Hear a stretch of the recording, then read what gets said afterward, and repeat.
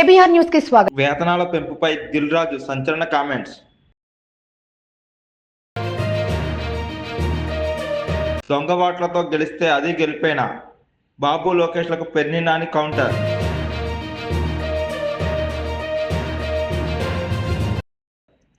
పులివేంద్రలో TDP శ్రేణుల సంబరాలు. ఫెడరేషన్కి and ప్రొడ్యూసర్స్కి meeting జరిగింది. లాస్ట్ 10 days నుంచి అందరికీ తెలిసిందే కదా, ఫెడరేషన్ వర్సెస్ ప్రొడ్యూసర్స్ షూటింగ్స్ ఆగి ఉండడం. సో ఇది మెయిన్గా సమస్య వేజెస్ ఇంక్రీజ్ గురించి ఫెడరేషన్ వాళ్ళు అడగడం. సో ఇప్పుడు ప్రొడ్యూసర్స్ సైడ్ నుంచి కొన్ని వర్కింగ్ కండిషన్స్ 2018లో కానీ 2022లో కానీ అగ్రిమెంట్లు అయినప్పుడు ఒక 2 వర్కింగ్ కండిషన్స్ ఏవైతే ఉన్నాయో అగ్రిమెంట్లో ఉన్నాయి, బట్ వాళ్ళు ఇంకా ఇంప్లిమెంట్ చేయలేదు. ఆ 2 కండిషన్స్ని ఇంప్లిమెంట్ చేస్తూ ఇప్పుడున్న సినారియోలో వర్కింగ్ కండిషన్లో ఇంకొక 2 వర్కింగ్ కండిషన్స్ ప్రొడ్యూసర్స్ అడగడం జరిగింది. ఇది లాస్ట్ 10 days బ్యాక్ నుంచి ప్రొడ్యూసర్స్కి ఫెడరేషన్ వాళ్ళకు జరుగుతున్న డిస్కషన్లో ఈరోజు ఫెడరేషన్ వాళ్ళకు ప్రొడ్యూసర్స్ ఛాంబర్ ద్వారా చెప్పడం జరిగింది.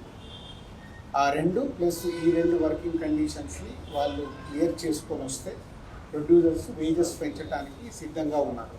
ఆ వేజెస్ కూడా ఎలా అంటే లేబర్ అంటే ఒక బిలో 2000 ఎవరికైతే ఇప్పటి వరకు తీసుకుంటున్నారో వాళ్ళందరికీ ఒక పర్సంటేజ్ పెంచుతూ పైన మెయిన్ టెక్నీషియన్స్ కానీ ఫైటర్స్ డ్యాన్సర్స్ ఎవరైతే ఎక్కువ అమౌంట్ తీసుకుంటున్నారో పెద్ద amount more than 3000 4000 to almost ఒక 30,000-40,000 వరకు కొందరు డ్రా చేస్తున్నారు. వాళ్ళకు ఒక పర్సంటేజ్ ఫిక్స్ చేద్దాం అనేది ప్రొడ్యూసర్స్ నుంచి ఇచ్చిన ప్రపోజల్. సో అది ఫెడరేషన్ వాళ్ళకి చెప్పడం జరిగింది.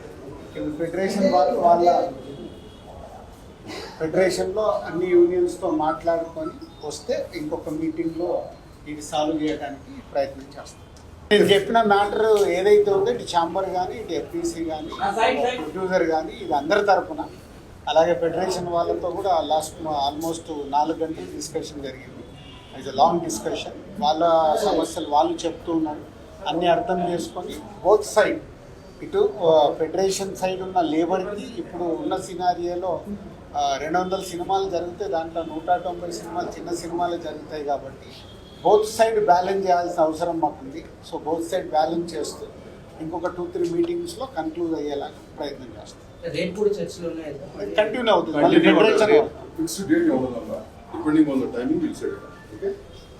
పాజిటివ్గా జరుగుతున్నాయి మొదటిది కాబట్టి ఈరోజు పాజిటివ్గా జరుగుతున్నాయి.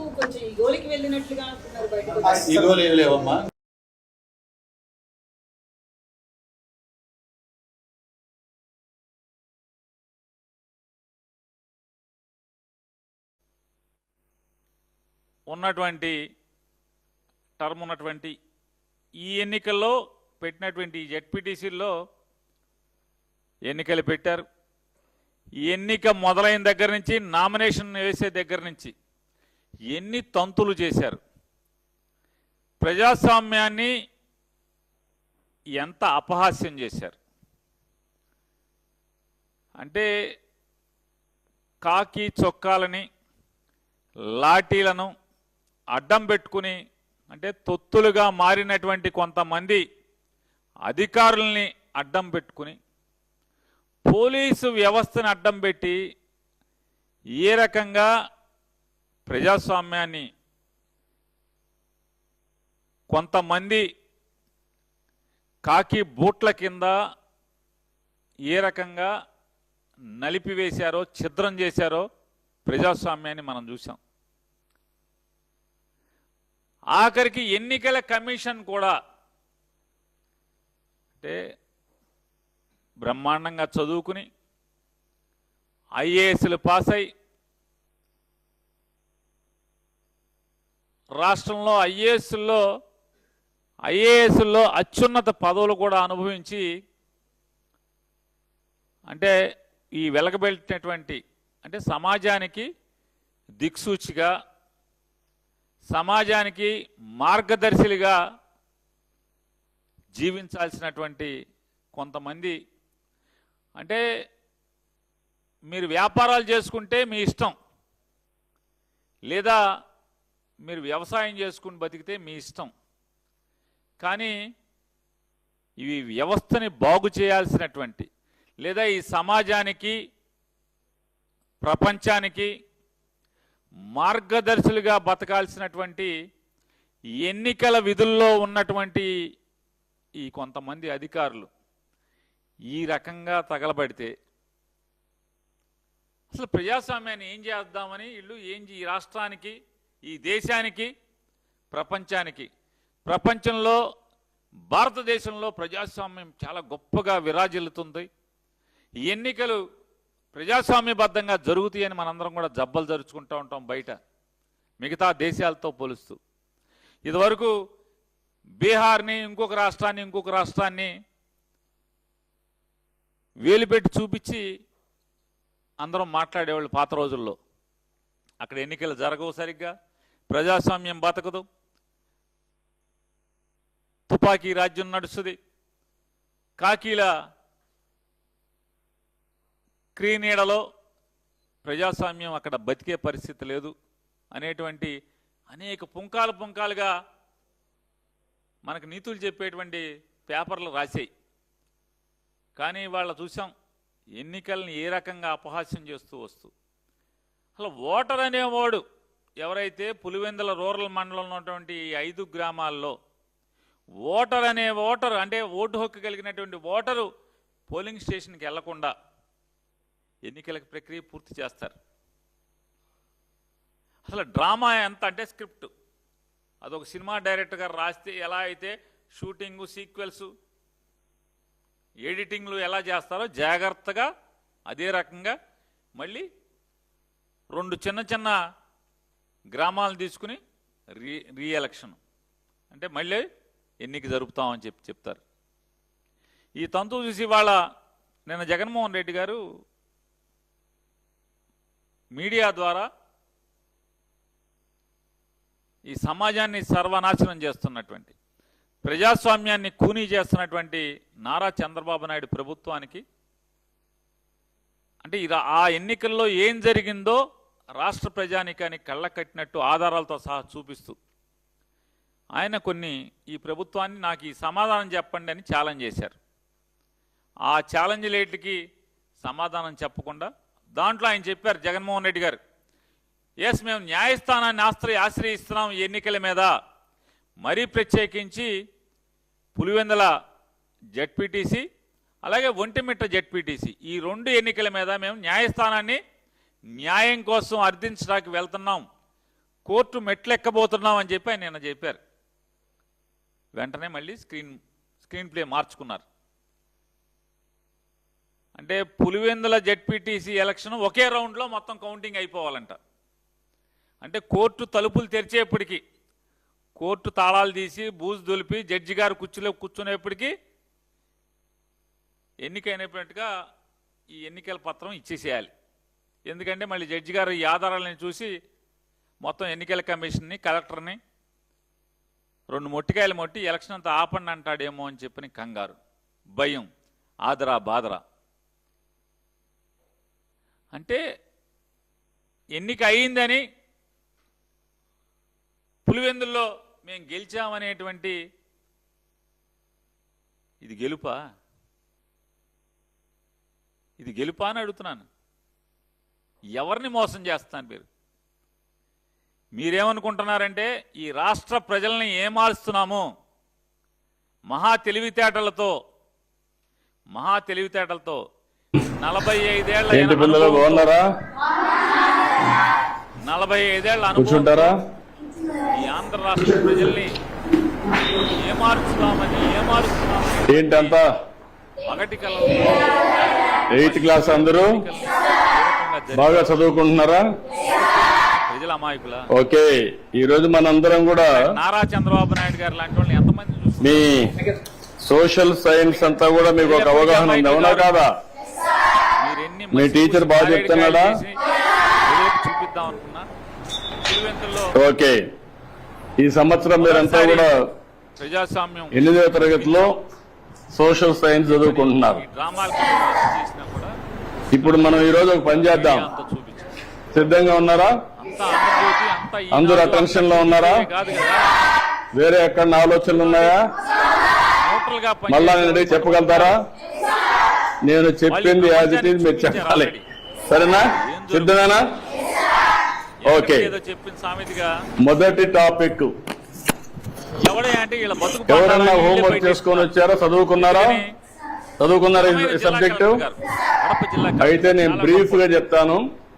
చెప్పిన తర్వాత మీరు ఏదైనా అడిగితే సమాధానం కూడా చెప్పాలి. చెప్తారు కదా? ఓకే. మొదటి సబ్జెక్ట్ వచ్చి మనకు వనరులు. వనరుల గురించి ఒక్కటంటే మనకు ఒక చిన్న కథ. మోనా సరళిని రాజు ఓటింగ్ లైన్ తమ ఇంటిని శుభ్రపరుస్తూ వాళ్ళ తల్లితో గడుపుతా ఉంటారు. అనుమతి ఇవ్వకుండా వాళ్ళే అప్పుడు మాట్లాడుకునే డబ్బులకి ఈ బట్టలు, పాత్రలు, ఆహార ధాన్యాలు, దువ్వెన్లు, తేనె సీసా, వాళ్ళే తీసి పుస్తకాలు చూడండి. వీటిలో వాళ్ళ పాపమే ప్రతి ఒక్క దానికి ఉపయోగం ఉంటుంది మరి దొంగ అనింది. దొరికింది ఎట్లాగా? ఎవరు? మోనా చెప్పింది. ప్రజాస్వామ్యం అనేటువంటి గొప్ప అందుకే అవి ముఖ్యమైనవి. ఈ ఇవి గుళ్ళో, అన్ని కూడా ప్రజాస్వామ్యం వనరులు అనేటువంటి గొప్ప గుళ్ళో అని ఎవరు చెప్పారు? దొంగలు ఎవడయ్యా అంటే వీళ్ళే ఈ దొంగతనం చేస్తా అది అయిన తర్వాత సీసీ ఫుటేజీలు వనరులు అంటే ఏంటి వీళ్ళు దొంగలు దొరికారు అని పత్రాలు రాజు వాళ్ళ అమ్మని అడిగారు. ఎలక్షన్ అయిపోయింది. అడిగినప్పుడు వాళ్ళ అమ్మ చెప్పింది ఏం చెప్పిందంటే, మన అవసరాలు సంతృప్తి పరచడానికి ఉపయోగపడేది ఏదైనా సరే అది ఏమంటారు? నిన్న మేము వనరులు అంటారు. నారా చంద్రబాబు మీ నాయుడు చుట్టూ ఒకసారి పరిశీలిస్తే 45 ఏళ్లు 50 ఏళ్ల అనుభవాన్ని అనేక వనరులు మీరు గమనించవచ్చు. జగన్మోహన్ రెడ్డి గారు తాగేదానికి ఏం కావాలంటాం? తాగినప్పుడు దాహం వేసింది ఏం చేస్తారు మీరు? మంత్రిగా ప్రభుత్వాన్ని నడిపిన వాటర్ తాగుతారు. తాగినప్పుడు దాన్ని ఏమంటారు? 12 అదే సమయంలో 3 సంవత్సరాలు మీ పాఠశాల అయిపోయింది, పార్టీ అధ్యక్షుడిగా ఇంటికి పోవాలి. దేంట్లో పోతారు మీరు? అడిగారు. ఏమడిగారు? బస్సులో పోతారు. దాన్ని ఏమంటాం? ఎన్నికలు జరిగిన వనరులు అంటాం. అదే సమయంలో సమాజానికి ఇవ్వండి. మీరు చదివే మీడియా ప్రపంచానికి పాఠ్య పుస్తకాలు దాన్ని రాజకీయ ఏమంటారు? పార్టీగా ఆ ఎన్నికల్లో పోటీ చేసి ఎందుకు వనరు అంటున్నారు? ఉపయోగపడుతుంది కాబట్టి. మీ నాన్న ఇంటికి పోతానే మీకేదో తినబండారు ఇస్తాడు. దాన్ని ఇవ్వండి. తాజా కూరగాయలతో కూడా తయారు చేస్తాడు. దాన్ని ఏమంటారు? నిన్ను అడిగారు వనరులు అంటారు. ఎందుకు? ఎవరని అడుగుతున్నారు. ఎన్నికల కమిషన్ కూడా మేము ప్రశ్నిస్తున్నాం. నీరు, విద్యుత్, ఎందుకు మీకు భయం? అదే మాదిరిగా నిజంగా మీరు బస్సు, ధర్మబద్ధంగా కూరగాయలు, పాఠ్య పుస్తకం, పారదర్శకంగా ఇవన్నీ కూడా వనరులు. ఇవన్నీ కూడా తయారు చేసినప్పుడు నిష్పక్షపాతంగా నేరుగా గాని వస్తువులతో తయారు చేస్తారు. అవునా కాదా అని అడుగుతున్నా మిమ్మల్ని. ఈ రాష్ట్ర ఇది ఎన్నికల కమిషన్ రావడానికి తయారు చేసే లేదా అన్ని కూడా వనరులే. జిల్లా అవునా కలెక్టర్ కాదా? ఎన్నికల బాధ్యతలు నిర్వర్తించినటువంటి కాబట్టి నిర్వహించినటువంటి ఏదైనా ఒక వస్తువు వనరులుగా ఏ విధంగా మారుతుంది ఆ అని వెబ్కాస్టింగ్ రాజుకు అనుమానం వస్తుంది. లేదా సీసీ ఫుటేజీలు గాని రాజుకు అనుమానం వస్తే వాటికి విలువ ఉన్నప్పుడే వస్తువులు వనరులుగా మారతాయి. భయం కాబట్టి ఉపయోగం ఎవరు ఉన్నప్పుడే వనరులు అనుకుంటారు. దాచుకుంటారు. ఉపయోగం లేకపోతే నిజంగా మనం మీరు అది వనరులుగా పరిగణించం. అవునా కాదా? అంటే విలువ ఉంటేనే వనరులు, ఇంకా విలువ లేకపోతే అది వనరులు కాదనేది మన అభిప్రాయం. అవునా కాదా? మన జిల్లా అంటే కలెక్టర్ గారి ఈ రోజు మనం గుర్తుపెట్టుకోవాల్సింది ప్రకారం ఏంటి అంటే విలువ అంటే వినియోగ అర్హత, ప్రకారం మాట్లాడే ముందు ఉపయోగం ఉండాలి విలువ అంటే. అవునా కాదా? జగన్మోహన్ రెడ్డి గారు అదే సమయంలో మీరు ఒకటి గుర్తుపెట్టుకోవాలి, సమాచారం లోహాలు ఉంటాయి, నేను ఛాలెంజ్ చేస్తున్నానని చెప్పారు. కొన్ని విలువ కలిగి ఉంటాయి. మీరు ఇంకా చదువుకుంటా ఉంటే నాలెడ్జ్ని పెంచుకుంటూ పోతే మీకు అనేక విషయాలు తెలుస్తా ఉంటాయి. రెండు చేతులు ఈ రోజు రాళ్ళు రెప్పలు ఉంటాయి, స్టైల్ గా అందంగా ఉంటాయి, తక్కువ చేసుకుని దానికి విలువ ఉండకపోవచ్చు. కానీ రెండూ కూడా ముఖ్యమైనటివి. ఆయన ఓటింగ్ మానవ సహజ వనరుల్లో పరిస్థితున్నోళ్ళు ఎవడో ఇంకొక విధంగా అవసరాలు తీరుస్తాయి. ఇప్పుడు రాయి ఉంది, మీకు ఉపయోగపడదు, కానీ రాయి వల్ల ఏమవుతుంది? కంకర తీస్తారు, అక్కడ కూడా ఉపయోగపడుతుంది. ఈ విధంగా వనరు సెట్ చేసిన మడత లేకుండా పొట్ట కనపడకుండా కనపడుతుందా? అందుకే పొట్ట కనపడకుండా ముంచున్నట్టున్నాడు ఈయన. సరే, మీకేముంటే మాకు అనవసరం. మీ కళ్ళ ముందు దొంగ ఓట్లేస్తా, దొంగ ఓటర్లు, దొంగలు ప్రజాస్వామ్యం అనేటువంటి గుళ్ళో దొంగతనం చేస్తున్నటువంటి, మామూలుగా దేవుడి గుళ్ళో తీర్థపు గిన్నె, తీర్థపు చెంచా, గుళ్ళో గంటలు ఎత్తికే దొంగలు ఎట్టా ఉంటారో, ఈ ప్రజాస్వామ్యంలో దొంగోట్లేస్తున్నటువంటి ఈ దొంగలు ఎవరు? ఇదిగో వీళ్ళు మేము పలానా అని చెప్తున్నాం. ఆల్రెడీ జగన్మోహన్ రెడ్డి గారు చెప్పినటువంటిది.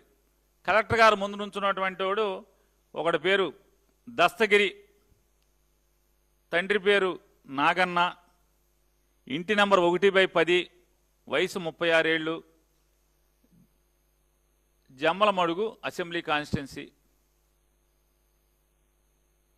మరి ఈ ఎటా ఓటేస్తున్నాడు? కలెక్టర్ ఎదురుగుండా, కలెక్టర్ విట్నెస్ పక్కన కలెక్టర్ గారు ఎదురుగుండా ఉంచున్నాడు రెండోవాడు సందీప్ కుమారు, తిప్పిరిపాటి, తండ్రి పేరు గంగరాజు, ఇంటి నంబర్ 1/111, వయసు 25 ఏళ్ళు, ఓటర్ ఐడి కార్డు నంబర్ కూడా ఉంది,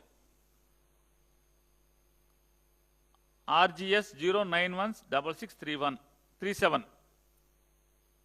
ఆయనది ఆ నియోజకవర్గం కాదు, ఆయన ఓటేస్తున్నాడు జమ్మలమడుగు నుంచి వచ్చి. అంటే సాక్షాత్తు జిల్లా కలెక్టర్ ముందు ఓటేస్తున్నటువంటి ఈ ఇద్దరు దొంగ ఓట్లు.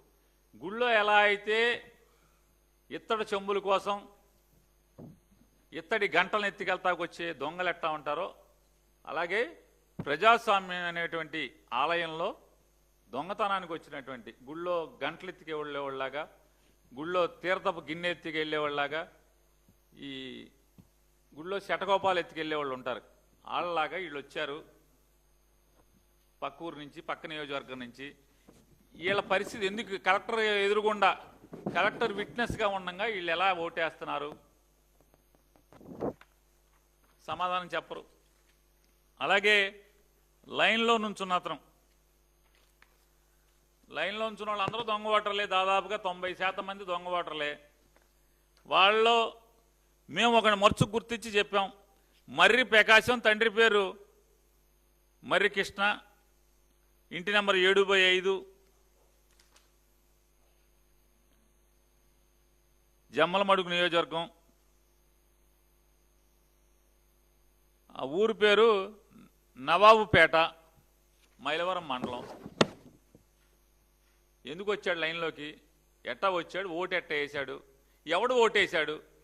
అంటే ఎవరి తరపు ఉన్నటువంటి ఓటుని వీడు దొంగతనం చేయడానికి వచ్చాడు.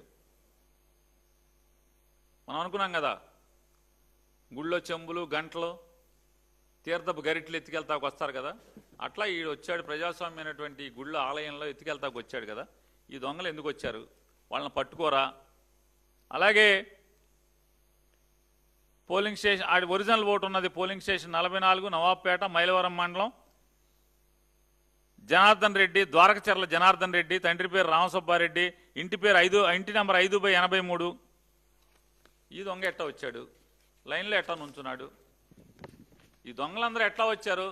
మీ కళ్ళ ముందే ఎవడి ఓట్లు దొంగతనం చేశారు?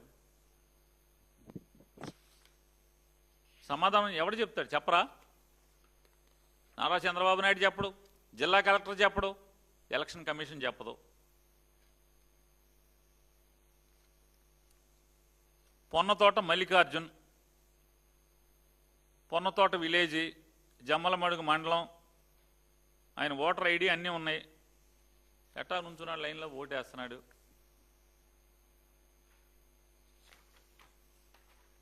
ఈ దొంగలందరూ ఎవరు?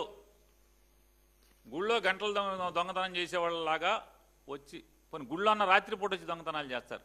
గుళ్ళో గంటలకి, తీర్థపు గిన్నెలకి, తీర్థపు గరిట్లకి, లేకపోతే శటకోపానికి ఎత్తుకెళ్తాకి రాత్రిపూట వస్తారు. కానీ వీళ్ళు పగలు వచ్చారు కదా, పట్టపగలు, మిట్ట మధ్యాహ్నం, పోలీసులు, ఎన్నికల అధికారులు ఉండగా ఎలా వచ్చి ఎలా ఓటేశారు? వీళ్ళందరూ బరి తెగించి లైన్లో ఎట్టా నుంచున్నారు? అని జగన్ గారు అడిగారు కదా. మారెడ్డి చిన్నపుల్లారెడ్డి ఈ సప్పగీడే సర్పంచ్, కర్మలవారిపల్లెం గ్రామ సర్పంచ్. ఎంత బరి తెగించారు చూడండి. నేను జగన్మోహన్ రెడ్డి గారు చెప్పారు, పాత రోజుల్లో చంబల్లో ఇట్లా ఉండేవాళ్ళు పట్టపక్కలే వచ్చి దోసికెళ్ళిపోయేవాళ్ళు అని చెప్పాను. వాళ్ళకి వీళ్ళకి తేడా ఏముందని చెప్పి నేను అడుగుతున్నారు అని చెప్పి అడిగారు. ఎవడు సమానం చెప్పరా? మీరు ఊరికే ఊరేగింపులు చేసుకుంటారా? ఈ లైన్లో ఉంచిన వాళ్ళు వీరికి ఏ సమాధానం చెప్పకుండా కోర్టు కనుక గబాలను స్టే ఇచ్చేస్తుందేమో అని చెప్పని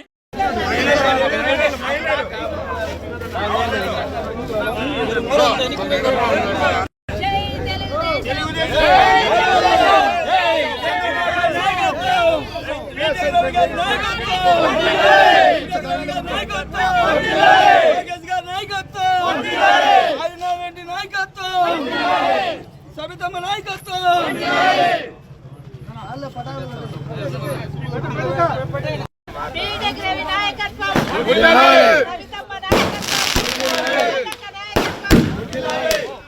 జై చంద్రబాబు నాయుడు.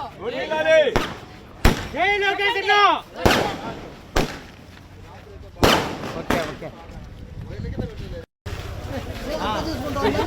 అంటారా గిట్రా అడ్డం వచ్చేస్తావు